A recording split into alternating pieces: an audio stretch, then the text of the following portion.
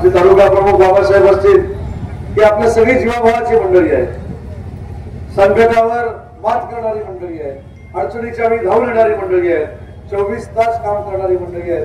अशा लोकांचे जे उमेदवार आहेत हे जर नगरपालिकेमध्ये गेले तर अतिशय चांगल्या पद्धतीने काम होऊ शकतो.